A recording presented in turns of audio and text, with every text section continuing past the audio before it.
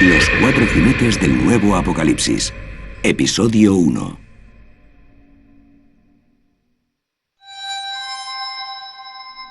No vamos a hablar de conspiraciones. No vamos a extender el miedo. No vamos a culpar ni a banqueros ni a políticos. Vamos a cuestionarnos los sistemas que hemos creado y a proponer posibles reformas. A través de los siglos, los sistemas se han modificado, manipulado e incluso corrompido para favorecer los intereses de unos pocos. Nosotros hemos ido asimilando todos estos cambios, y como el ser humano puede adaptarse a prácticamente cualquier medio, aquello que nos ha permitido sobrevivir es aquello que también nos ha aprisionado. Casi todas las sociedades tienen una élite que trata de conservar su poder, y lo conservan no solo controlando los medios de producción o con métodos marxistas de control del dinero, sino controlando nuestro mapa cognitivo, nuestros pensamientos. Y lo importante en cuanto a eso no es lo que se dice en público, sino aquello que no se menciona, no se debate. Durante siglos, unos guardianes han manipulado nuestro mapa cognitivo. Pero en 1989, un informático llamado Tim Berners-Lee estableció con éxito la primera comunicación entre un cliente HTTP y un servidor. Internet había nacido. Desde entonces, se ha convertido en un tsunami de información libre disponible al instante. Del mismo modo en que la imprenta de Gutenberg luchó por mantener alejado nuestro mapa cognitivo de la élite eclesiástica y real, hoy Internet está empezando a cambiar los gobiernos, las finanzas y los medios. Estamos a las puertas del cambio. Pero para llevarlo a cabo, primero debemos entender todo aquello que nunca nos han dicho. Por eso necesitamos que algunas personas nos digan la verdad para hacer frente a este engaño colectivo. Porque entender algo es quedar libre de ello. Al finalizar la Segunda Guerra Mundial, teníamos la mitad del Producto Interior Bruto de todo el mundo. Fabricábamos 54.000 aviones al año, 7.000 barcos, etc. Éramos la nueva Roma, y lo sabíamos, y creamos un esquema de poder por medio de la Ley de Seguridad Nacional en 1947 para, supuestamente, asegurarnos el control, algo que funcionó muy bien durante la Guerra Fría, pero desde entonces seguimos igual. Y creo que en cierto modo eso refleja nuestra incapacidad para comprender el nuevo mundo.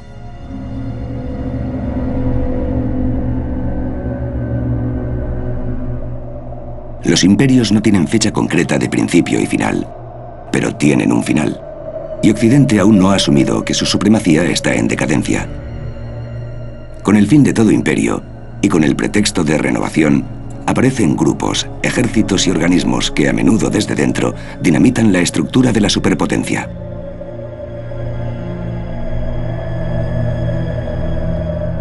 En su ensayo El destino de los imperios, el militar, diplomático, viajero y comandante general Sir John Glabb analizó el ciclo vital de los imperios y encontró importantes similitudes entre todos ellos. Un imperio dura unos 250 años o 10 generaciones, desde los primeros fundadores hasta los últimos consumidores conspicuos que se convierten en una carga para el Estado. La vida de un imperio se compone de 6 fases. La fase de los fundadores, la fase de las conquistas, la fase del comercio, la fase de la abundancia, la fase de la razón y finalmente el pan y circo de la fase de decadencia. Toda fase de decadencia comparte rasgos comunes. Un ejército indisciplinado y sobrealimentado. Una excesiva ostentación de la riqueza. Una brecha abismal entre ricos y pobres.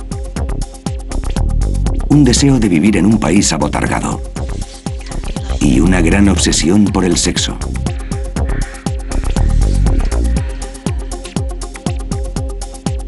Pero puede que el rasgo más significativo de todos sea la devaluación de la moneda.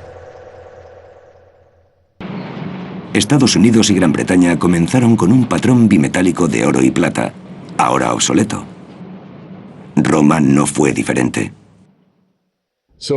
Sentó unos cimientos muy sólidos con el patrón de plata.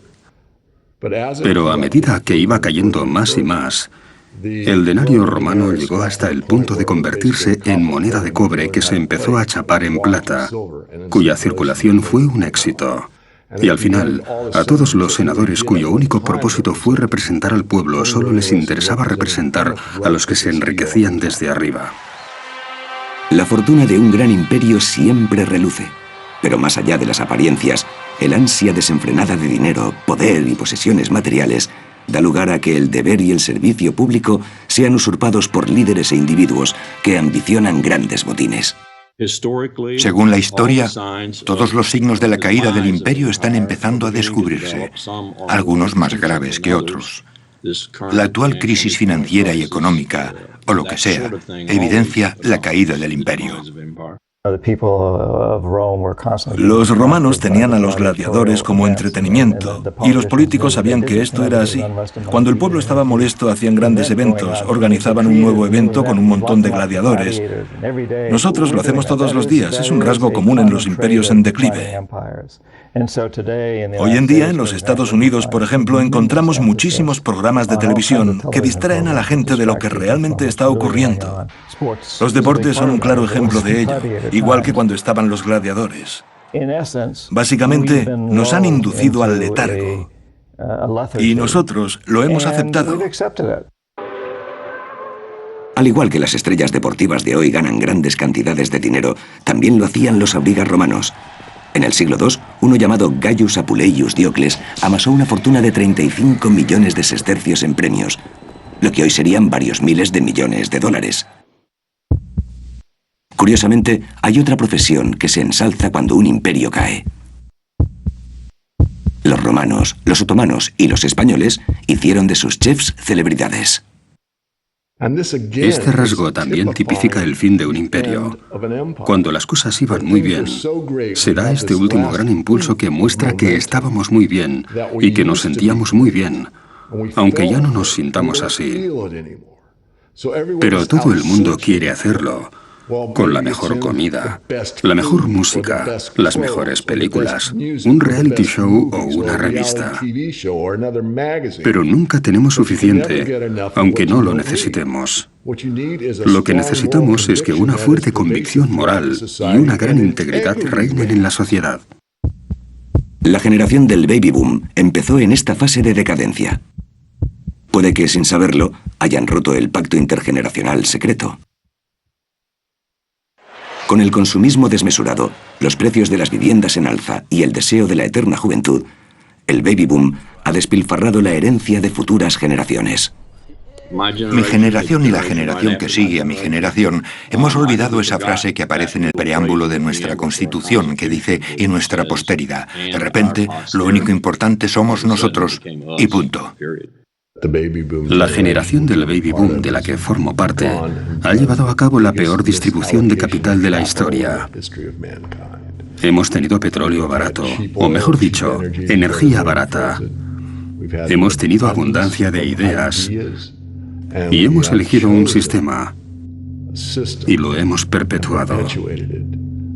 Y esa es una de las peores maneras de aprovechar los beneficios que hemos obtenido. Ahora vamos a pagarlo caro. El ser humano es variable y paradójico. Ansiamos la paz y la inmortalidad, pero seguimos inventando nuevos modos de destruirnos los unos a los otros. Somos capaces de realizar los actos más nobles y generosos y las más terribles atrocidades. El ser humano es una criatura compleja. Por ejemplo, somos capaces ahora mismo de actuar, dando lugar a que probablemente, aunque no inevitablemente, nuestros nietos se enfrenten a catástrofes terribles. Y somos conscientes de que con nuestro comportamiento aumentamos esa probabilidad, por mucho que queramos a nuestros nietos. ¿Por qué, a pesar de haber tanta sabiduría en el mundo, seguimos luchando por una distribución justa de la riqueza? ¿Cómo es que la raza humana ha desarrollado este sistema imperfecto cuyo gobierno y economía solo benefician a una minoría a costa de la mayoría? Y con tanta pobreza, en una era de abundancia, ¿cómo es que no tenemos el valor de cambiar esta estructura social tan salvaje? La avaricia es un ingrediente fundamental en la economía moral. El problema no es que no haya riqueza suficiente en el mundo. Dicen que hay pobreza y que tenemos que crear más riqueza. Pero en el mundo hay lo suficiente para cubrir todas las necesidades, como dijo Mahatma Gandhi, pero no para cubrir todas las avaricias. ¿Pero será simplemente avaricia o irá más allá? ¿Es un problema sistémico? Como civilización, está claro que hemos tenido éxito. Lo hemos hecho muy bien. Llegó la revolución industrial y hemos sobrevivido. Construimos tecnología militar y hasta ahora hemos sobrevivido. Hemos construido un sistema bancario y estamos intentando sobrevivir, pero sí que hemos tenido éxito. Es como si por haber trabajado en Wall Street durante 7 años hubiera experimentado lo mismo que aquellos que trabajan en una planta procesadora de carne y se hacen vegetarianos. Porque trabajando en Wall Street ves como bancos como Goldman, JP Morgan y otros hacen dinero y cuando ves dinero te pones enfermo. Yo creo que si la gente supiera hasta dónde es capaz de llegar el sistema bancario, como dijo Henry Ford, habría una revolución mañana mismo. Lo cierto es que la mayoría de gente piensa que lo que hacen los bancos es prestarle el dinero que otra persona ha metido previamente en el banco. Pero lo que realmente hace un banco comercial es sacar dinero de la nada y dártelo prestado con intereses. Si yo hiciera eso, si fabricara dinero en mi propia casa, se llamaría falsificación. Si un contable saca dinero de la nada en una empresa, se llamaría manipular las cuentas. Pero si un banco lo hace, es perfectamente legal. Y mientras permitamos que el fraude sea legal, podrán aparecer todo tipo de problemas en el sistema económico y no podremos hacer nada. Los bancos privados sacan dinero de la nada y lo prestan con intereses. ¡Qué cosa tan absurda! Cuando enseño a los adolescentes cosas sobre dinero y bancos y cómo los bancos nunca se lo creen, tienes que explicarlo una y otra vez. Sí, los bancos fabrican el dinero, así funcionan. Y es algo absurdo. Y hacen bien al poner en duda que eso sea lo que está pasando, pero lo es. Si el lobby bancario es muy fuerte, dirán, no queremos cambiar el sistema porque estamos haciendo mucho dinero con él. Lo que vamos a hacer es tratar de convencer a la gente de que es culpa suya, que su salario es demasiado alto y que por eso ha subido la inflación. O la gente especula con el ladrillo y por eso los precios están subiendo. Lo que no van a decir es que todo esto ocurre porque los bancos fabrican dinero de la nada y lo introducen en el sistema y que eso hace subir los precios. ¿Y cómo es que hemos acabado con un sistema en el que los bancos tienen el poder de crear dinero? Desde 1971, cuando el presidente Nixon eliminó en Estados Unidos lo que quedaba del patrón de oro, el mundo empezó a operar bajo un sistema monetario llamado fiat. El dólar, la libra, el euro, todas son monedas fiat de los gobiernos. Fiat es una palabra latina que significa hágase. Según la ley, el dinero es la moneda del gobierno. De hecho, sin ese respaldo legal y sin el hecho de que debamos pagar impuestos con ese dinero, ese billete de dólar o ese dígito que representa un dólar no tendrían sentido. Solo el gobierno tiene el poder de emitir dinero fiat. Pero los bancos pueden fabricarlo a través de préstamos. Durante los últimos 40 años, desde que este sistema de dinero fiat se convirtiera en la norma internacional, el suministro de dinero ha crecido de forma exponencial. De hecho, hemos visto el mayor crecimiento del suministro de dinero de la historia. Pero, ¿quién se beneficia? Por supuesto, aquellos que tienen el poder de emitir dinero, los gobiernos y los bancos. Luego están las empresas e individuos que reciben el dinero de primera mano. Pueden gastarlo antes de que suban los precios de lo que quieren comprar y reflejen el nuevo dinero en circulación. En otras palabras, obtienen servicios, productos o bienes baratos. Pero pronto los precios suben, por lo que los propietarios de bienes como casas o acciones verán ganancias sin apenas haber hecho mejoras en la empresa o casa en cuestión. Lo más probable es que esto lleve a burbujas especulativas. Pero ¿qué pasa con los que están al final de la pirámide? aquellos cuyo salario es fijo o aquellos que viven en zonas aisladas o que no tienen ahorros. Cuando este dinero recién fabricado llega a sus manos, los precios de las cosas que quieren comprar ya han subido y sus ahorros pierden valor y sus sueldos permanecen inalterados. En algunos casos tienen que pedir créditos para poder permitirse cosas que antes sí se podían permitir, lo que significa que deberán devolverlo a los bancos. En realidad, el proceso de fabricar dinero solo redistribuye la riqueza desde el final hasta la punta de la pirámide. Y así, el creciente abismo entre ricos y pobres se hace cada vez más grande y más grande. Si eliminas el patrón del oro y estableces el sistema fiduciario como moneda combinado con un sistema bancario con reserva fraccionada, acabas generando una deuda más rápidamente de lo que puedes producir dinero para soportar esa deuda. De ese modo, vuelves a la esclavitud de la deuda. Eso es lo que pasa en Estados Unidos. Por cada $1 de Producto Interior Bruto, por ejemplo, en Estados Unidos se crean 5,5 de deuda. Porque eso es lo que ocurre cuando la economía se da la vuelta y naufraga. Y por supuesto que la solución del gobierno ante estos problemas es básicamente generar más deuda. Una moneda que no funciona nunca es suficiente. Puedes seguir imprimiendo hasta el infinito, pero no puedes imprimir la riqueza y no puedes saldar una deuda adquiriendo más deudas. Si la riqueza se pudiera imprimir, Zimbabue sería el país más grande y próspero del mundo. Sabemos que esto no funciona. De todo el dinero que hay en el mundo, el 97% es deuda. El filósofo francés Voltaire dijo una vez: todo el dinero impreso acaba retomando su valor original. Ninguno. Durante 3 generaciones, el mundo fue testigo de la lucha entre el capitalismo y el comunismo. Pero en 1980, la economía rusa empezó a derrumbarse. La Unión Soviética se rindió y el famoso capitalismo empezó a imperar.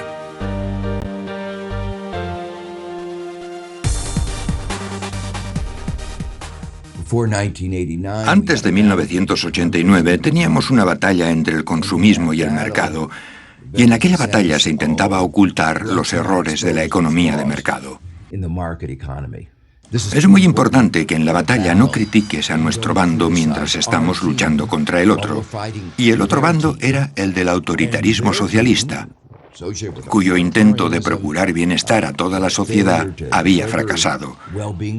Así que estaba claro, si tenías que elegir entre esos dos, ¿cuál era el mejor? El comunismo fracasó primero por varias razones.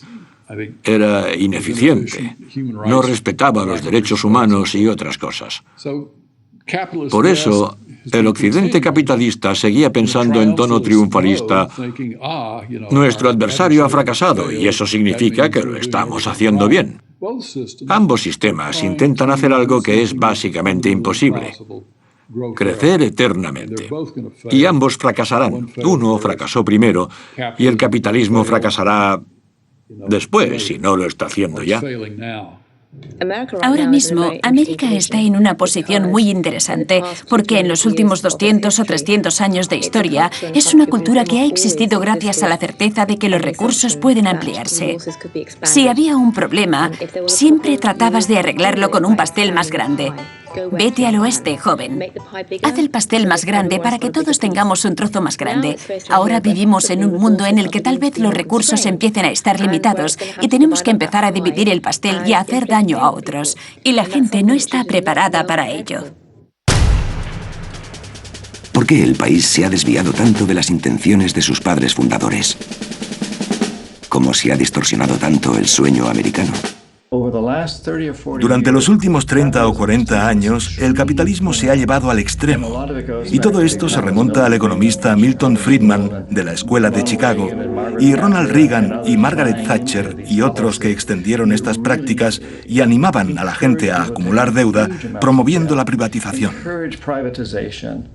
Eran pequeños estados, aunque grandes potencias militares. Así que los gastos subían. Con la liberalización, eliminaron toda norma que debían seguir los directivos de las instituciones, sobre todo las grandes empresas. Es como si nos hicieran creer que esas personas que dirigen las grandes empresas no necesitan ninguna regulación, que son una especie de dioses. Milton Friedman, sus protegidos, los Chicago Boys, y su ideología neoclásica fueron un azote para la economía clásica y se convirtieron en los pioneros de lo que hoy llamamos capitalismo. Hay dos principales enfoques económicos que determinan cómo el ser humano controla el mundo y distribuye la riqueza.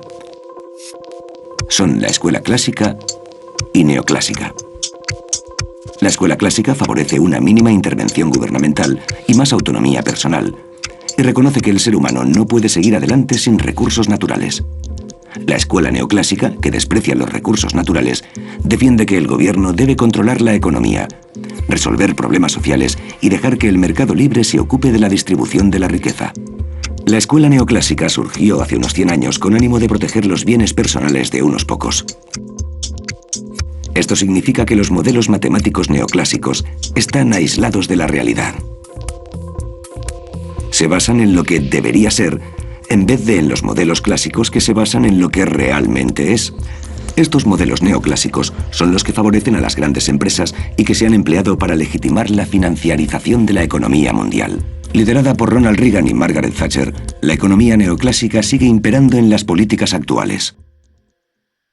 La revolución Reagan, como se llama en Estados Unidos, o la revolución Reagan-Thatcher, como se denomina mundialmente, supuso un gran cambio en la estructura de poder y un intercambio de oportunidades y de riqueza.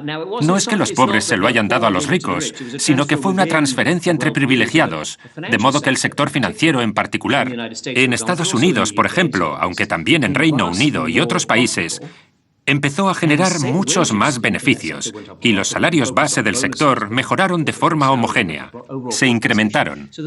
Nos centramos en las primas, pero también una transferencia desde la parte no financiera de la economía hacia la parte financiera de la economía que no tiene precedentes en cuanto a los datos que disponemos, y hablo de toda la historia.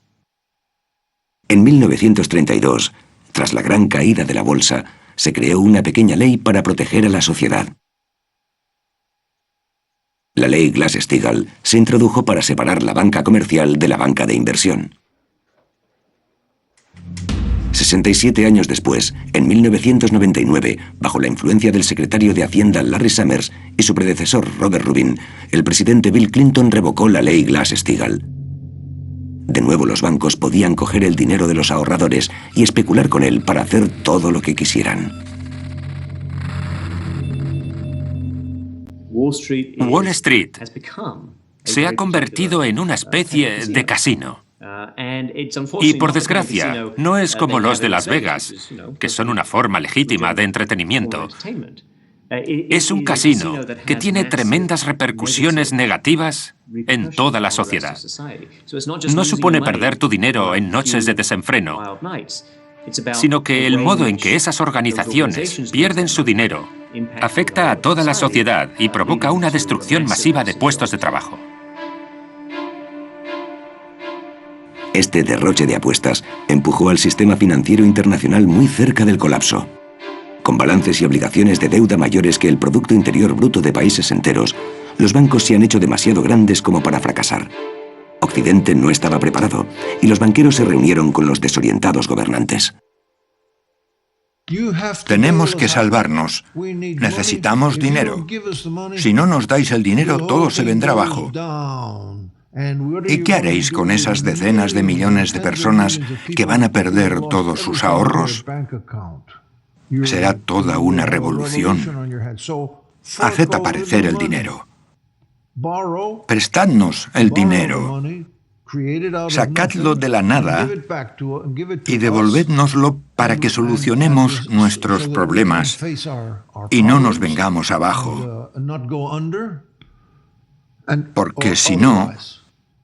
Y esto es lo que Han Paulson dijo en el Congreso de Estados Unidos. Acudió un día para decirles, necesitamos 700.000 millones de dólares y los necesitamos ya, de inmediato. ¿Es este sistema que llamamos capitalista realmente capitalista? En un sistema capitalista se supone que el gobierno es pequeño, pero hoy el Estado está más inflado y tiene más influencia que nunca. Individuos y empresas operan en un presunto mercado libre. Las buenas empresas obtienen beneficios y las malas fracasan estrepitosamente. Pero durante la crisis bancaria de 2008, la gente vio cómo el sistema económico occidental se rompía como siempre se les había asegurado que no lo haría. Socialismo para los ricos, capitalismo para los pobres. En América, por ejemplo, los bancos que tenían problemas fueron castigados por el gobierno. Eso era socialismo. La gente no apoya un sistema socialista en América, pero ahora es el país más socialista que existe. Tenemos un sistema que no es el típico sistema capitalista. Los ricos cometen errores, pero no son castigados. Los pobres cometen errores y sí son castigados. O lo que es peor, no cometen ningún error y son obligados a pagar por los errores de los ricos. Cuando el contribuyente se hace cargo de la mala especulación de los bancos, entonces, en vez de que la economía esté al servicio del ser humano, el ser humano está perpetuamente al servicio de las amorales organizaciones financieras.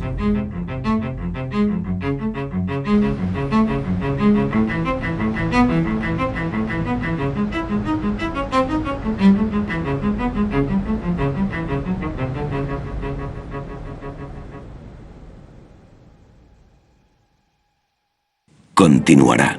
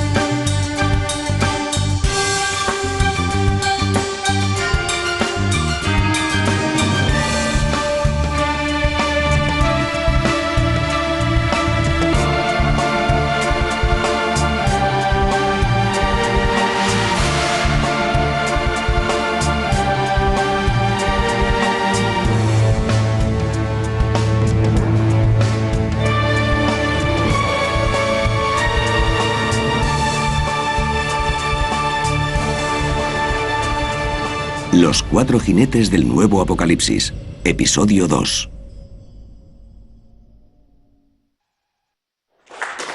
Fue el director del Banco de la Reserva Federal, Alan Greenspan, quien tras el 11 de septiembre reventó los tipos de interés para promover los créditos. Los banqueros necesitaban nuevos participantes para mantener el flujo económico en un sistema que se había convertido en un juego piramidal global. Todo este dinero recién creado se destinó al mercado inmobiliario y provocó una inflación sin precedentes. Los precios subieron cada vez más. Las madres primerizas volvieron a trabajar para poder pagar hipotecas interminables y el sueño angloamericano empezó a basarse en la especulación inmobiliaria. El mercado inmobiliario occidental no tiene que ver con la propiedad. El mercado inmobiliario occidental existe para que la gente de a pie salga adelante, porque la gente de a pie no llega a fin de mes. Lo que hemos creado es una gran burbuja inmobiliaria que chupa una gran cantidad de capital, un capital que se extrae de innovaciones económicas legítimas y al que se le da un uso especulativo sin obtener beneficio legítimo alguno. Resulta curioso al hablar con alemanes, por ejemplo, que ellos no vean la relación entre entre adquirir una propiedad y su inclinación hacia la democracia. Hay mucha gente aquí que vive de alquiler y están muy cómodos así. Pero es cierto que en contextos diferentes, el señor Reagan y la señora Thatcher animaron a la gente a comprar casas, y eso es parte del problema. Porque si animas a la gente a que compre sin estar preparada, si les haces sacar dudosas hipotecas sin siquiera saber dónde se están metiendo, puedes tener grandes efectos adversos. Eso es lo que llevó, en parte, a la crisis inmobiliaria de alto riesgo en Estados Unidos. No tiene nada que ver con la democracia, solo es una mala idea económica. El avance de alrededor del año 2000 en Estados Unidos se dio cuando los banqueros descubrieron que los pobres eran honrados. Se dieron cuenta de que si eres pobre, si no eres rico, tienes un conjunto de valores diferente y piensas que una deuda es una deuda y que tienes que pagarla. Y la gente intentará pagar las deudas en las que se ha metido, aunque esas deudas no sean legítimas, aunque esas deudas sean más grandes de lo esperado, aunque no las puedan pagar.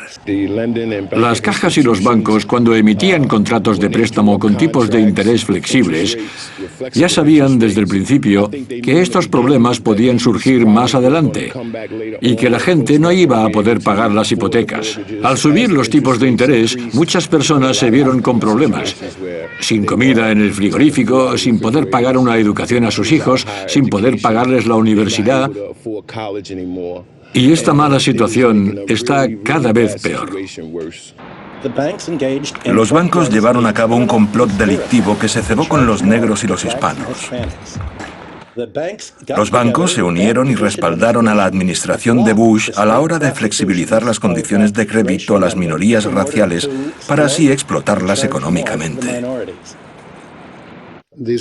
Eran créditos que concedía uno de los mayores prestamistas de la ciudad y del país, Wells Fargo, y que estaban dirigidos a las comunidades minoritarias de la ciudad. Consiguieron que la gente firmara préstamos que no podía pagar, que eran préstamos de tipo subprime, y por lo tanto eran más caros y menos ventajosos para los prestatarios. Ocultar prácticas de usura mediante la letra pequeña de productos financieros complejos solo podía enriquecer a unos cuantos interesados. Muchas de las comunidades de afroamericanos afincados en la ciudad vivían un buen momento. Experimentaron un gran desarrollo y veíamos grandes signos de vitalidad en estas comunidades. Y el resultado de los embargos de Wells Fargo y de los préstamos subprime de ese prestamista y de otros ha detenido significativamente ese progreso y lo ha anulado. Lo que ha ocurrido en Baltimore es solo un ejemplo de lo que está ocurriendo en todo el mundo.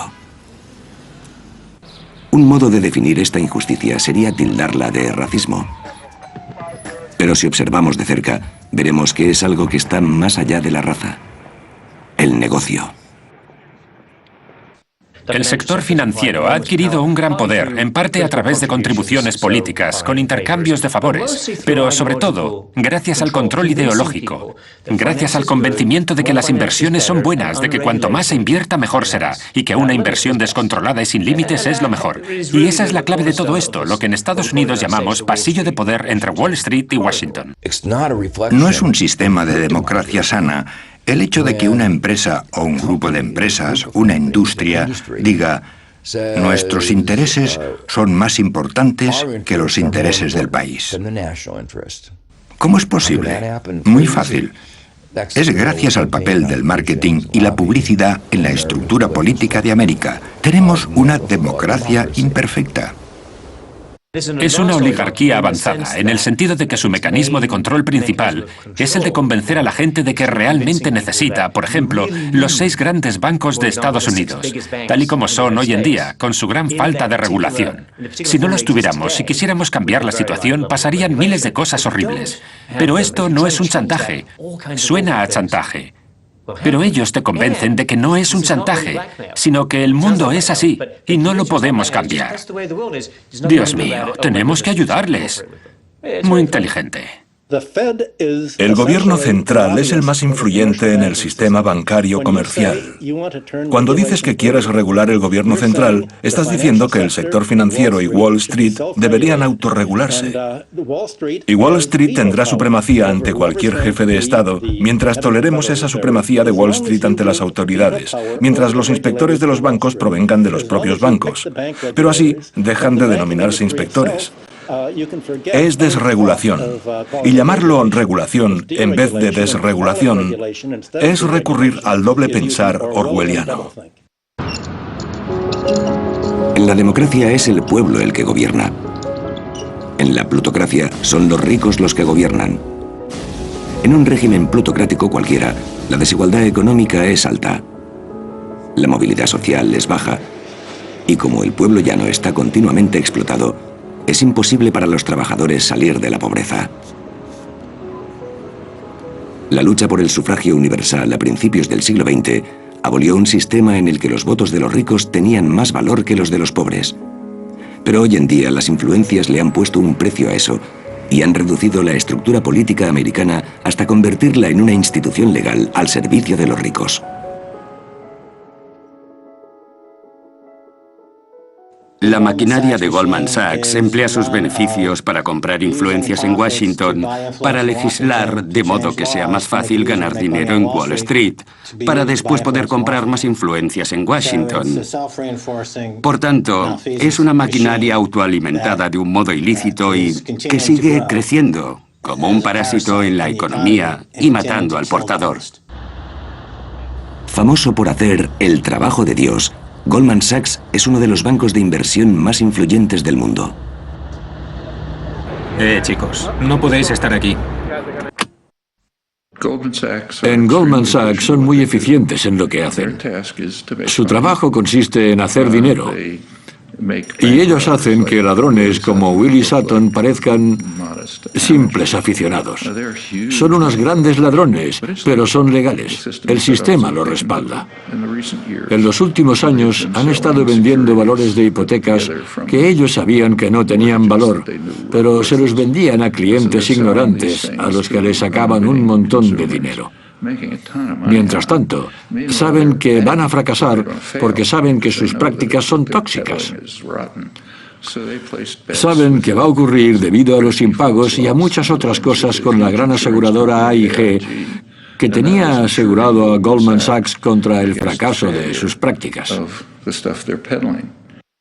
Durante el colapso del subprime americano, los inversores de Goldman, Michael Swenson y Joyce Birnbaum ganaron $4.000 millones con la venta corta de hipotecas basura.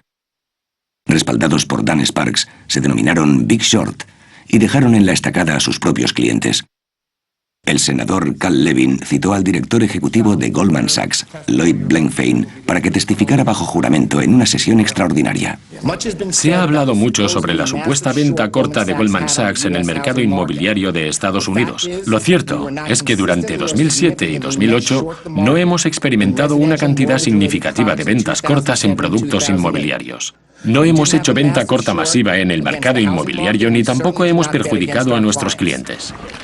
En 2007, The Big Short le aportó miles de millones de dólares a Goldman.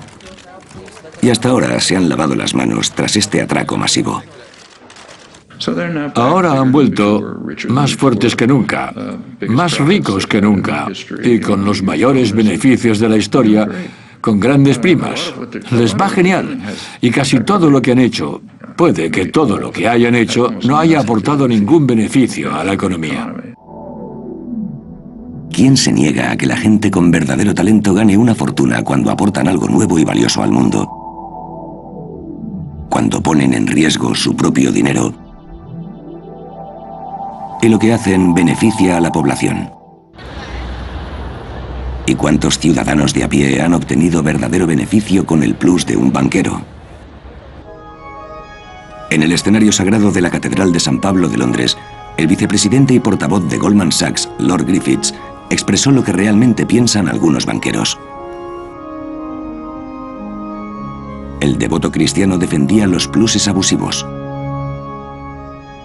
No me siento desgraciado, tengo esperanza. Y creo que debemos tolerar la desigualdad como una vía para conseguir una mayor prosperidad y oportunidades para todos. Un principio cristiano fundamental, como también lo es del Islam, así como del judaísmo, es que la riqueza debe compartirse, el dinero debe compartirse. No te lo puedes quedar para ti solo, y de ahí surgen muchas ideas sobre justicia y economía y todo eso. Pero ya no es así. La gente cada vez acumula más y más. Y para mí es asqueroso ver cómo la gente pierde su casa, su trabajo, y que no puede pagar la hipoteca a banqueros que han cometido un gran error y que después han cobrado grandes primas. Lo siento, pero está mal. Y no entiendo por qué no nos escandalizamos más con eso. Cuando la gente rica te dice que, concretamente ellos, se han hecho ricos por medio de estos atroces mecanismos de estafa, es un simple autobombo que deberíamos rechazar. Es cierto que al organizar una sociedad humana, algunos se adelantan y otros se quedan atrás. Es un mecanismo natural. Pero decir, vaya, debemos tener desigualdad para que Goldman Sachs pueda organizarse de este modo, no tiene ningún sentido. ¿En qué situación, en qué punto entra la moralidad en cuestiones económicas? En cierto modo, mucha gente piensa que Adam Smith nos dio carta blanca, nos enseñó a no pensar en la moralidad, porque lo que Adam Smith decía era que los individuos que buscan el beneficio propio son guiados por una especie de mano invisible para crear bienestar en la sociedad. Sin embargo, Adam Smith no dijo nada de eso, porque Adam Smith era muy consciente de que una acumulación de negocios iba contra el interés público y hacía subir los precios. Era consciente del monopolio, era consciente de la importancia de la educación que el sector privado no podía facilitar, y él mismo era consciente de todas las limitaciones, pero sus descendientes modernos han olvidado todas estas advertencias. Adam Smith fue el padrino de la economía clásica, pero desde su publicación su trabajo se ha usado como pelota política, y los financieros han tergiversado sus palabras a su antojo. Lord Griffiths aboga por el libre albedrío y defiende la idea de que si los banqueros se hacen ricos, nosotros también nos haremos ricos por medio de un proceso conocido como teoría del chorreo o teoría del caballo y el gorrión. Si el comedero del caballo está lleno, caerá algo al suelo para los gorriones. La idea es que la riqueza extrema concentrada en una pequeña minoría acabará salpicando al resto. Pero esto no funciona, porque en el momento en el que el dinero llega al final de la pirámide económica, ya ha perdido todo su valor adquisitivo.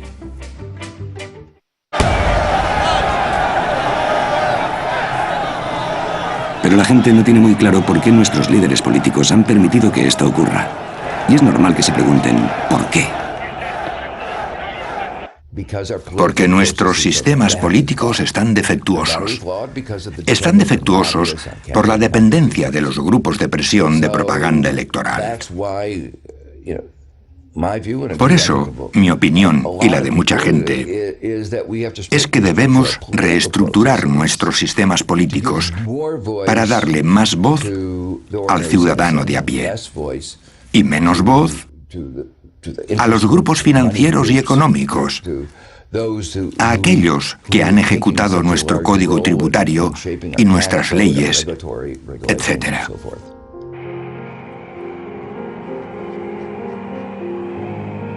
Me detuve frente a la puerta de la casa de Colin Powell. Le miré y le dije, ¿qué será lo siguiente, jefe?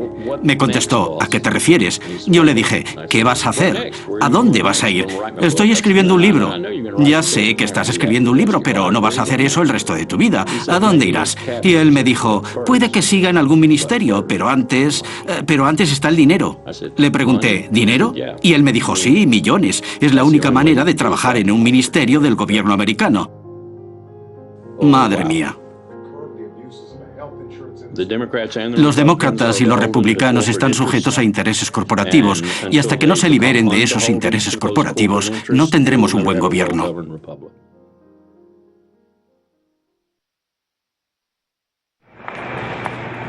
La injusticia inherente de nuestro sistema monetario, bancario y político no solo ha tenido consecuencias en el país, sino a escala internacional.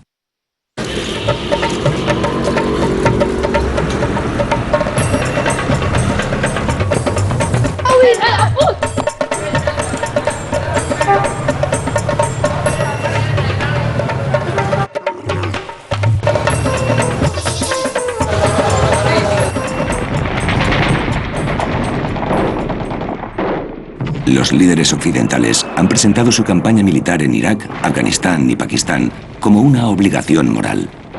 ¿Pero hay otros motivos? El primer beneficiario financiero de la política exterior de América es el ejército. En concreto, aquellos que suministran armas y equipamiento. El ejército ha ganado guerras, pero ¿cuánto éxito ha tenido en su afán por erradicar el terrorismo?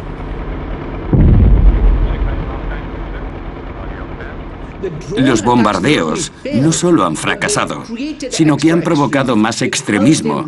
Han contribuido a la radicalización de los jóvenes en la frontera noroeste y también en zonas de Punjab y Pakistán. Y cada vez más, y a veces, parece que América lo hace deliberadamente para desestabilizar a Pakistán.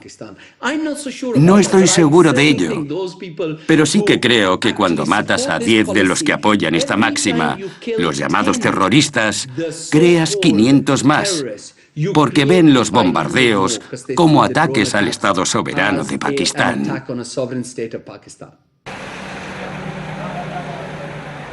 Después del ejército, los siguientes beneficiarios económicos son aquellos que obtienen las licencias de reconstrucción. En Occidente la gente incluso se alegra cuando oye que Estados Unidos está generando decenas de miles de millones de dólares nuevos construyendo en países en vías de desarrollo. Pero muchas veces no parece conseguir lo que anuncia. ¿Hay otros motivos para ayudar a estos países? Nosotros, los sicarios económicos, hemos levantado el primer imperio mundial de la historia, y lo hemos hecho sin ningún ejército. Trabajamos de diferentes maneras, pero puede que la más común sea invadir países del tercer mundo que tienen recursos codiciados por nuestras empresas, como el petróleo, y ofrecer un enorme préstamo a ese país por parte del Banco Mundial o alguna de sus filiales. Sin embargo, el dinero nunca llega a ese país, sino que va a esas empresas para construir infraestructuras allí. Centrales eléctricas, autovías, polígonos industriales y cosas que benefician a las pocas familias ricas de ese país, además de a nuestras empresas, pero que no ayudan a la mayoría de la gente en absoluto. Son demasiado pobres para pagar electricidad o conducir coches por la autovía, y no están formados como para trabajar en los polígonos industriales, pero tienen una deuda inmensa. Infraestructuras que han supuesto grandes préstamos del Banco Mundial y del FMI y que han sido creadas por los países occidentales. Todo se ha hecho para beneficiar a la élite y al sistema feudal, pero no para beneficiar al pueblo.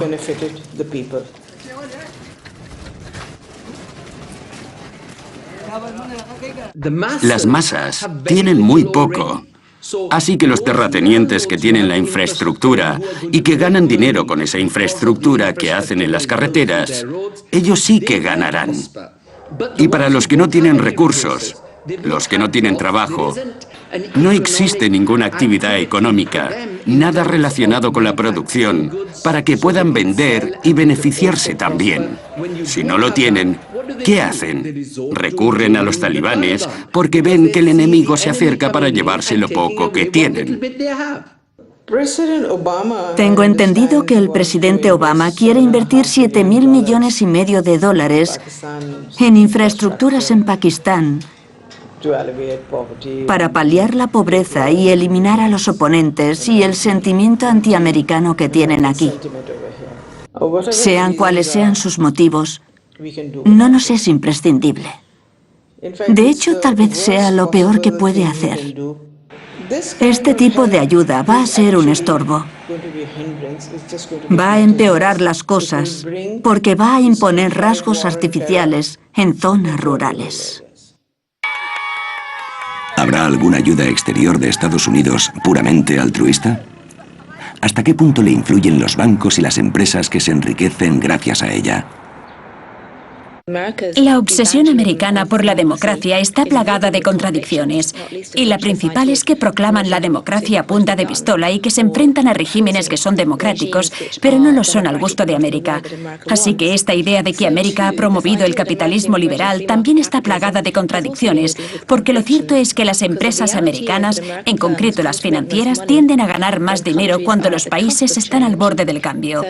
Y en parte, quieren mercados que estén cambiando estructuralmente, pero que no sean demasiado libres o demasiado transparentes, ya que ganan dinero cuando los mercados son más bien opacos.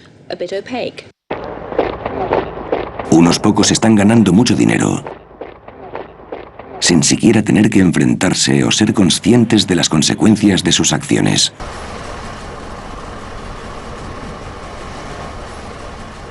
¿Qué importa si en África mueren 5 millones de niños por la deuda del año anterior? Tengo una prima de 1 millón de libras, ¿sabes?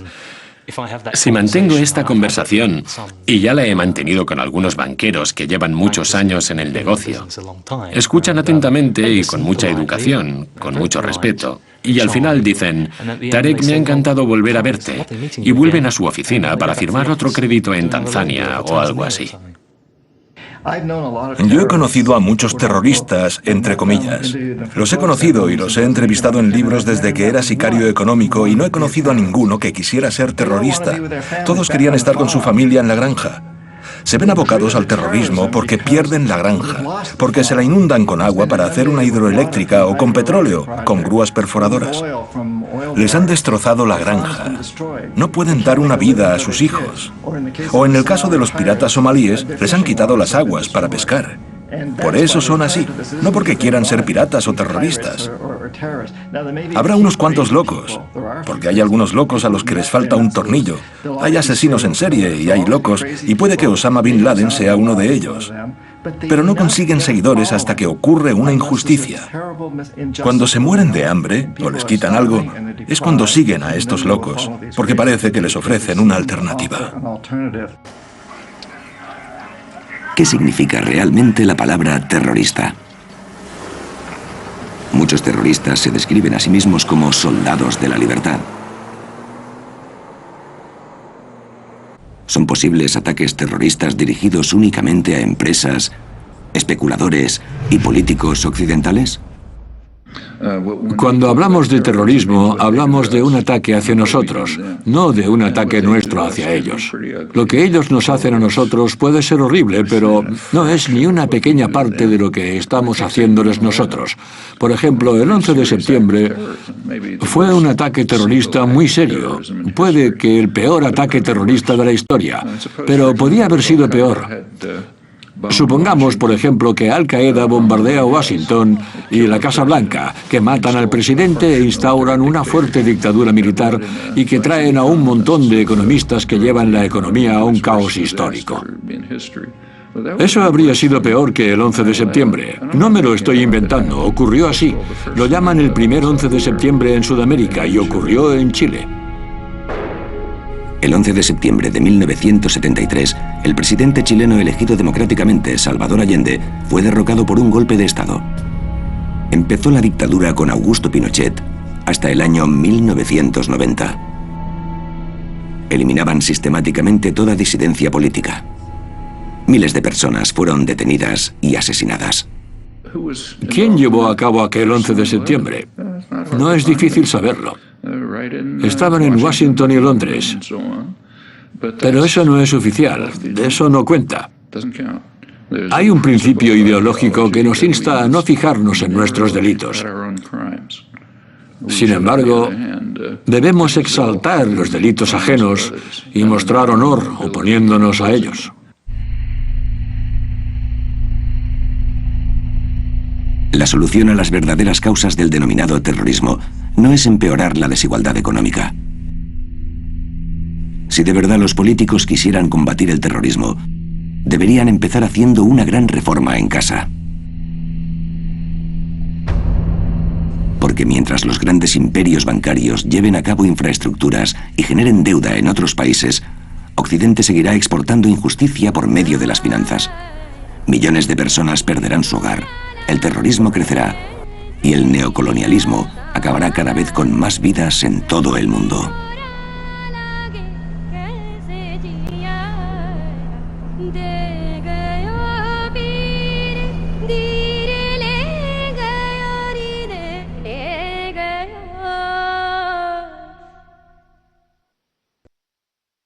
Continuará.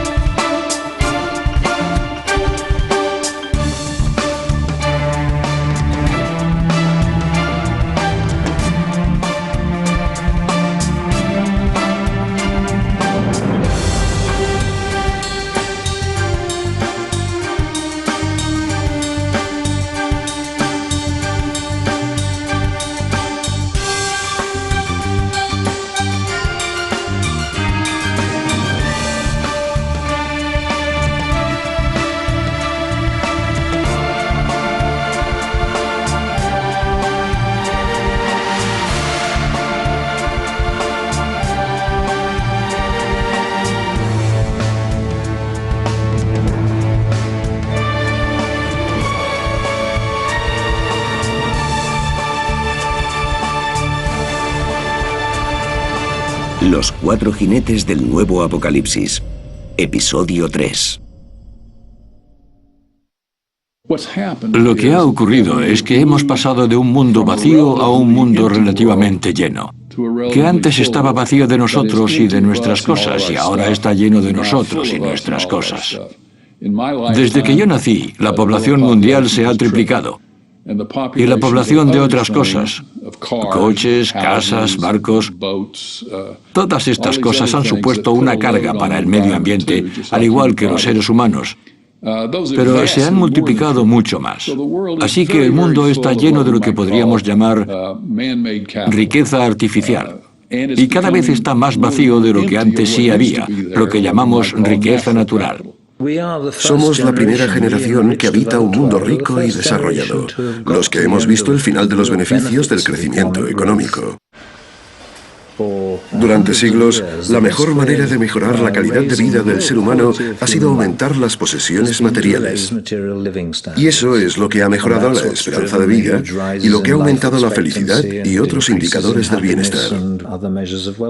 Sin embargo, ahora todas esas cosas se han desligado del crecimiento económico. Lo paradójico es que cuanto más crecemos, más pobreza creamos. Nuestro egoísta sistema económico parece que nunca consiga perfeccionarse. Por eso, mientras seguimos saqueando la riqueza natural de la Tierra, ¿será el momento de replantearnos nuestro concepto occidental de progreso?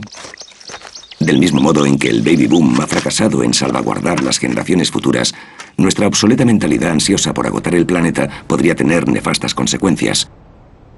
Nuestra coyuntura económica promueve la ley del más fuerte, competitividad y confrontación, mientras que el progreso que el ser humano ha conseguido a través de milenios se ha basado siempre en la cooperación. En todas las especies, en casi todos los animales, existe un gran conflicto potencial. Porque en todas las especies, todos sus miembros tienen las mismas necesidades. Por eso pueden surgir pugnas por conseguir alimento, refugio, nidos, territorio y parejas sexuales. Todas esas cosas. Pero el ser humano siempre ha tenido la otra opción. Tenemos la opción de recurrir a nuestra capacidad de apoyo, amor, ayuda y cooperación, y en mayor medida que cualquier otro animal. Por eso, los demás pueden ser lo mejor o lo peor. Tú puedes ser mi peor enemigo o mi mejor punto de apoyo.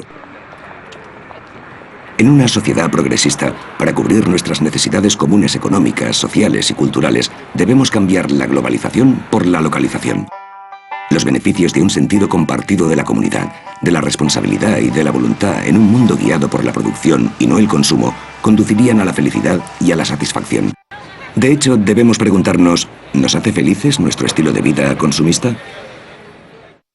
Si estuviéramos viviendo en el siglo XIX y alguien nos dijera que 100 años después la gente iba a vivir con toda esta riqueza y comodidad, ya sabes, con calefacción central y con la capacidad de tirar toda esa comida que tiramos, imaginaríamos un estado de extraordinaria armonía social y un mundo de color de rosa. Y es muy interesante el contraste entre, digamos, el éxito material de nuestras sociedades y su fracaso social. El crecimiento de la economía exige que hagamos del consumo un modo de vida. Todos aspiran a morir con los mejores caprichos, y comprar ha sustituido la satisfacción espiritual. No es de extrañar que las ventas de los antidepresivos se hayan disparado. Lo cierto es que la economía mundial, a lo largo de estos años, una buena parte de mi vida, se ha basado en los ejércitos o en producir cosas que casi nadie necesita. Y que tampoco quiere, si me apuras, pero todos debemos tenerlas. El consumismo está dominado por nuestra naturaleza extraordinariamente social. Porque queremos tener aquello que nos hace vernos mejor ante los demás.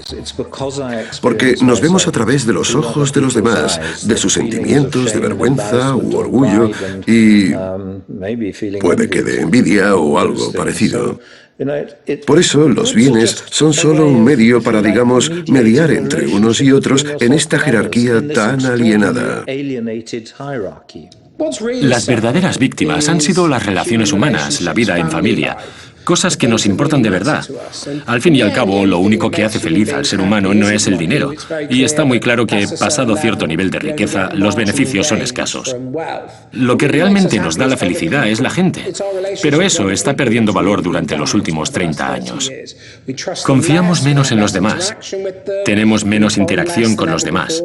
Nos unimos menos, nos casamos menos y el matrimonio peligra más que nunca. Y todas las asociaciones que representan un afecto humano permanente e incondicional están debilitadas. Y esta es la verdadera herencia de los últimos 30 años. Y en cierto modo tenemos que reponernos y volver a humanizar nuestras vidas. De lo contrario, no solo seremos desagradables, salvajes y toscos, sino que nos quedaremos solos. Para encontrar un propósito en la vida, tienes que ser tú mismo. No importa la imagen exterior que te construyas, mientras sea algo positivo que la sociedad persigue.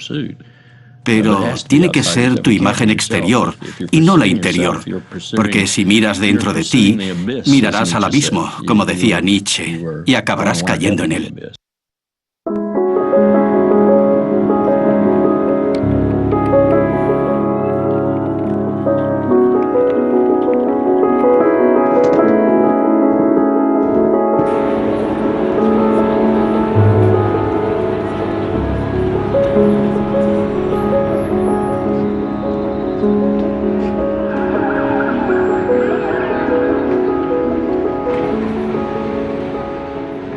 Uno de los pilares culturales que forman el pensamiento occidental actual es la construcción cinematográfica de Hollywood, que sigue un patrón cultural concreto, un principio, un nudo y un desenlace. Hay dramatismo, tensión, hay determinación. Suele haber un bueno y un malo, y hay historias que representan toda situación humana. Esta hollywoodización del modo en el que la gente se comunica y el modo en el que cuentan historias sobre ellos mismos y cómo perciben la historia ha tenido un gran impacto en nuestra percepción de la crisis financiera. Y en ella, la gente ve un principio, un nudo y un desenlace. Y ven el desastre de Lehman Brothers y esperan, digamos, un desenlace. Y quieren que haya malos. Quieren víctimas también. Por eso se obsesionan con ciertas personas, a pesar de que no solo fueron una o dos personas las que estuvieron en la raíz del problema, sino que fue algo sistemático y de que casi todos los participantes fueron en cierto modo culpables, bien por clara negligencia, por no haber hecho las preguntas pertinentes o por no haberse preguntado por qué el dinero ha sido tan barato durante tantos años. La idea de que fue un error sistemático es algo que le resulta muy difícil de entender a la gente y aún más difícil todavía verla como una buena historia. Puede que tengamos ese sentimiento de impotencia porque no llegamos a entender cuál es el verdadero problema. Quitar unas cuantas manzanas podridas no rectificará los errores de fondo del sistema económico occidental. Un sistema que debería estar protegiendo a la gente y que sin embargo es lo que empuja a nuestros 4 jinetes a trotar por venganza. Los 4 jinetes de la actualidad. Un sistema financiero voraz. Violencia organizada en auge. Millones de personas viviendo en la miseria y el agotamiento de los recursos naturales. Se llevan por delante a los más necesitados. Galopan sin cesar porque el mapa cognitivo que nos han creado nuestros colegios, universidades y medios de comunicación no nos animan a cuestionar las normas establecidas. Lo que sí hay es apatía. En parte pienso que somos sociedades deprimidas. Estamos acostumbrados a pensar que no podemos hacer nada, que no hay alternativa, que nunca vamos a solucionar todos esos problemas y que vivimos en una sociedad sin ética y ya está. Creo que lo que debemos sacar de todo esto es el reconocimiento de que podemos solucionar muchos de esos problemas haciendo que nuestras sociedades sean más igualitarias, reduciendo las diferencias económicas, porque eso también contribuiría con el medio ambiente. Podemos crear una sociedad que sea cualitativamente mejor para todos. Esta apatía está articulada de tal forma que no se comenta en los medios de comunicación. Sorprendentemente, los medios están dominados por los intereses inmobiliarios y financieros, y no van a explicarle a la gente la relación entre el sector financiero, el asegurador y el inmobiliario. Hay mucha desinformación. Se eluden responsabilidades y se niegan las causas reales. Todas son estrategias comunes. De hecho, hasta en la educación se puede ver que algunos bancos han construido universidades, las han fundado. Fundan centros de estudios, dirigen fundaciones educativas y periódicos. Todo esto está desarrollándose como un ejercicio propagandístico para que la gente no sepa cuál es el verdadero problema. No deberíamos asumir, si no tenemos formación en economía o derecho, que estos temas son demasiado complejos para nosotros. No son en absoluto complejos, son muy simples. Todo es poder y también es democracia. Todo el mundo lo puede entender igual que yo. Una de las causas de esta desinformación es la escuela neoclásica de economía. Estos economistas y académicos implantaron sus teorías con éxito, como si fueran una Biblia. Pero del mismo modo en que la imprenta de Gutenberg fue la revolución en el siglo XVI, hoy vivimos los albores de la era de Internet, que acabará con el velo de ignorancia que han corrido los académicos y los guardianes de los medios de comunicación. La educación puede ser una forma de control mental masivo, y sorprende que actualmente la economía neoclásica se siga estudiando en todas las universidades de la Ivy League. Yo recibo cartas de estudiantes de departamentos de economía de otras universidades. Están estudiando sus carreras, pero me dicen, he leído tal y tal artículo tuyo y eso es lo que me interesa de verdad. Estoy estancado en esta universidad en la que no he podido hablar de eso con nadie. ¿Qué me aconsejas? ¿Qué debo hacer? Es que muchas veces vas a tener que oponerte a lo que te enseñan. Algunas enseñanzas son útiles. Sigue aprendiendo. Y también debes seguir aprendiendo para conocer a tu enemigo. Un individuo puede que no sea capaz de cambiar el sistema, pero puede cambiar él mismo. Si no tenemos acceso a una buena formación, tendremos que llevar a cabo la nuestra. Y un buen comienzo puede ser volver a estudiar a los economistas clásicos, además de algo que pocos se cuestionan, pero que nos afecta a todos: nuestro sistema monetario. Si el sistema monetario mundial no se reforma, entonces estaremos abocados al fin de la civilización industrial. No diré que la humanidad va a acabarse, pero sí que nuestro mundo, tal y como lo conocemos, va a estallar, porque no puede funcionar con dinero fiat. Y ninguno de los responsables quiere admitirlo, pero es así. El dinero fiat es una ley artificial de la cual se ha abusado. ¿Hay alguna forma monetaria que no haya sido impuesta por el hombre? Al comparar la ley natural y el oro, yo describiría el oro como una forma natural de dinero. Todo el oro que ha sido extraído a lo largo de la historia sigue existiendo y está por encima de cualquier valor. Si juntáramos todo ese oro, ocuparía la superficie de 2 piscinas olímpicas y media. La clave está en que este oro se revaloriza en un 1,75% al año, lo que es similar al crecimiento de la población del Nuevo Mundo y también es parecido al crecimiento de nueva riqueza. El resultado de todo esto es que la adquisición de oro tiene una gran fiabilidad a largo plazo, debido a que la ley de la oferta y la demanda está muy equilibrada. Para conseguir la libertad, el ser humano tiene que asegurar su dinero, y el oro es el único modo de conseguirlo, porque solo el oro está exento del control de los políticos. Con los procesos monetarios artificiales modernos, ha surgido un exceso de deuda crónico en todos los estratos de la sociedad. Hoy la deuda se considera normal, pero no lo es. Es una forma de esclavitud. Pero ¿cuántos cuestionamos nuestra deuda? ¿Qué deberíamos hacer con ella? El ejemplo más claro y actual de cancelación de deuda fue el milagro económico alemán de 1947.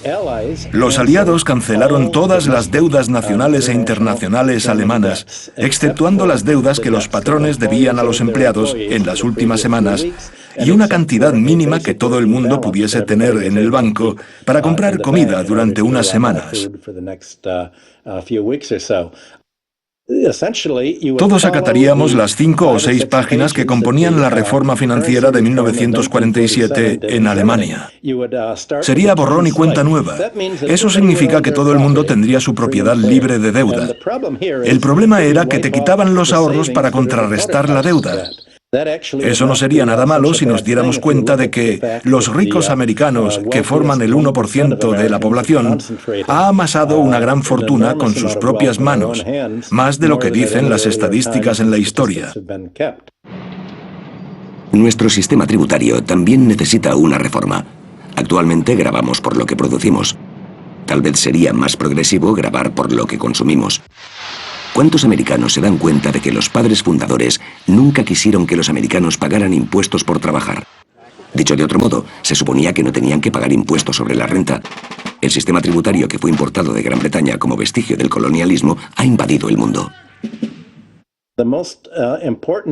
El elemento más importante de todo sistema tributario es hacer lo que todos esperaban que se hiciera en el siglo XIX.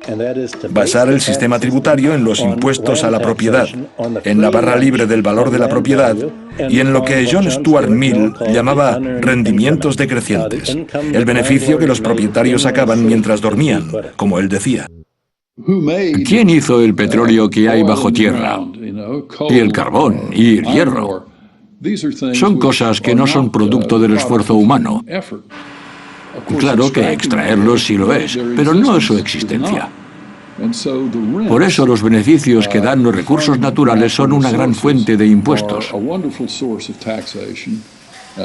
Nadie los ha fabricado, así que cuando los grabas, provocas que los demás los usen con más eficiencia. Al parecer es lo mejor para grabar, y no el trabajo y la riqueza. Este sistema tributario, respaldado por todos los economistas clásicos, podría empezar a solucionar la pobreza del mundo al tiempo que permitiría a los ciudadanos de países en desarrollo mantener la riqueza de sus recursos. En los países desarrollados podría solucionar nuestra crisis del ladrillo y nuestra deuda, además de facilitar un modelo de negocio necesario para nuestra economía. Tal vez deberíamos también rescatar otro principio atemporal para los trabajadores que fue promovido durante la Revolución Industrial. La idea de que la gente que trabaja un terreno debería poseerlo está muy arraigada en la cultura de la clase trabajadora. Por eso, aquí, en la temprana revolución industrial de finales del siglo XIX, los trabajadores daban por hecho que sí, que deberían ser propietarios de las fábricas en las que trabajaban. Y cualquier otra cosa sería un ataque a los derechos humanos como ciudadanos libres. También daban por hecho que el trabajo retribuido no distaba mucho de la esclavitud. Solo se diferenciaba en que era temporal. Luego podía ser libre. Y una de las formas de ser libre era ser propietario de tu terreno. No era un punto de vista muy raro, era el punto de vista de Abraham Lincoln. De hecho, era uno de los principios del Partido Republicano a finales del siglo XIX. Ha costado muchísimo sacar esas ideas de la cabeza de la gente, pero siguen estando ahí, siguen siendo importantes. Fue el filósofo griego Platón quien propuso que ningún trabajador debía cobrar 6 veces más que otro en ninguna organización. En 1923, el banquero JP Morgan fijó el máximo en 20 veces más. Hoy la diferencia salarial entre trabajadores de multinacionales puede ser de 500 a 1000. Cuando en la escala de la desigualdad tú eres el que cobra 500 veces más, los ricos y los pobres se convierten en especies diferentes y dejan de ser miembros de la misma comunidad. Ya no se comparten los mismos intereses, por lo que es difícil establecer una comunidad y mantener relaciones de amistad entre clases cuya diferencia es tan grande.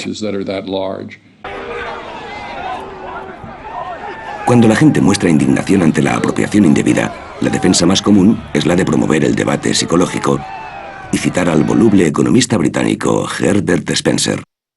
Él acuñó la expresión supervivencia del más fuerte, y sus palabras se emplean para justificar los excesos. La competencia en los negocios es algo positivo, pero el campo de juego tiene que ser llano. Los monopolistas tienen demasiado porque el sistema en el que juegan está amañado. Bajo la actual coyuntura económica, la fortaleza de la gran mayoría de la población mundial es irrelevante. Los que están destinados a pagar esta crisis no son quienes la causaron. Pero aquellos que la causaron, por propia supervivencia, no dudarán en tachar este programa como socialista o incluso comunista. Soy capitalista, soy un hombre de negocios, creo en los principios básicos y por eso me quedo paralizado al ver esos principios destrozados por los monarcas monopolistas que han destrozado totalmente el sistema desde dentro en Wall Street y es algo totalmente inaceptable. Yo soy capitalista, creo en el capitalismo. No se trata de deshacerse del capitalismo, se trata de deshacerse de esta forma horrible de capitalismo. El capitalismo, más conocido como economía de mercado, no solo tiene futuro, sino que no puedo ver el futuro del mundo sin él. La cuestión es, ¿qué tipo de capitalismo? ¿Qué tipo de economía de mercado? Un sistema de capitalismo reformado sobre los cimientos del dinero independiente, un sistema tributario basado en el consumo y no en los beneficios, y negocios regentados por los propios empleados, podrían ser los cimientos de una economía que no depende de un constante crecimiento y está al servicio de la deuda. Hemos soportado el famoso mercado libre durante siglos, pero lejos de liberarnos, nos ha llevado a destruir la naturaleza y a destruirnos los unos a los otros, en un intento fallido de progresar. Es totalmente absurdo sugerir que existe un límite totalmente definido en el mercado que nunca deberíamos cambiar. Y eso es lo que los economistas del mercado libre quieren que tú creas, porque una vez te han convencido de ello y lo afirman, porque encima afirman que tienen la verdad absoluta porque son doctores en economía. Te dicen todo lo que se les ocurre y tú tienes que acatarlo. Y así es como podemos identificar a esos tipos. La política consiste en definir los límites del mercado, porque si somos conscientes de ello, hay muchas cosas que se han expulsado del mercado durante los últimos 2 o 3 siglos. Estaba la compraventa de seres humanos, la explotación infantil y muchas cosas que hoy no concebimos como lícitas. Así es como hemos redibujado estos límites y no tiene por qué ser negativo redibujarlos otra vez. La quiebra que ocurrió en la Gran Depresión y que hoy estamos viviendo de nuevo a principios del siglo XXI existe porque, en nombre del crecimiento, aquellos que contribuyen poco en el sistema han prescindido de mucho. Las empresas multinacionales y los bancos siempre aspirarán a crecer sin la necesidad de compensar a aquellos que sí que trabajan para producir beneficios. En el pasado, cada vez que los que contribuían poco se llevaban demasiado, el pueblo se levantaba para poner fin a las prácticas salvajes de un enemigo reconocido. Hoy la pregunta que nos hacemos es, con tanto enemigo desconocido invadiendo nuestro sistema económico y democrático, ¿podríamos volver a hacerlo? Claro que podemos volver a hacerlo, porque es un ciclo. No somos títeres deudores. Aunque sí puede que seamos ratones moviendo la rueda de una gran jaula que alguien ha instalado. La economía mejora, se establece un orden y se gana mucho dinero en la banca. Es muy fácil comprar a los políticos. Pero la esencia de la democracia americana, es la lucha continua, porque en 1830 Andrew Jackson desafió al segundo banco en Estados Unidos, a principios del siglo XX. Teddy Roosevelt desafió a J.P. Morgan y a Johnny Rockefeller. En 1930, Franklin Delano Roosevelt desafió a todo Wall Street, y ahora tenemos que hacer lo mismo. Lo único que veo con optimismo y no con escepticismo o pesimismo son mis estudiantes. Primero, porque no intuyo aspiración a llegar a Wall Street entre ellos, sino todo lo contrario. Segundo, porque veo que desprecian a aquellos que son interesados, no solo a los que quieren ganar dinero, sino que desprecian a aquellos que lo único que quieren es ganar dinero.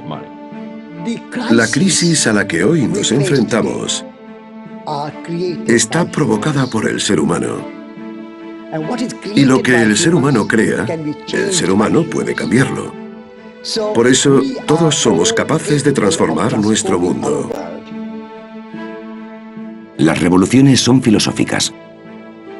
Organizarnos para evitar que los culpables traten de ocultar el verdadero problema significa que una revolución pacífica contra las organizaciones salvajes y los líderes sin escrúpulos que han destrozado la economía es posible.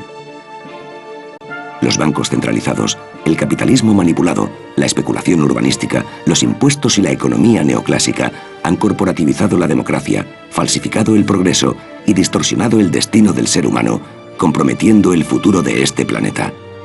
Si no intentamos solucionar estos problemas, la próxima implosión ocurrirá a una escala inimaginable. A pesar de la propaganda, a principios del siglo XXI, los bancos centrales liberalizaron el flujo monetario, dando pie a la revalorización urbanística, lo que provocó una burbuja insostenible en un mundo en el que el sistema tributario está amañado para afianzar la supremacía de la élite. La economía neoclásica ha arruinado la vida de miles de millones de ciudadanos de a pie, los ha abocado al conflicto intergeneracional y ha creado un sufrimiento masivo sin límites. Los seres humanos se revolucionan en masa, pero crean conciencia lentamente y por separado. La historia está plagada de ejemplos de personas que se soltaron del yugo de la opresión para adoptar un cambio radical y acabar instaurando líderes populares que mantienen el status quo. Entender algo es quedar libre de ello.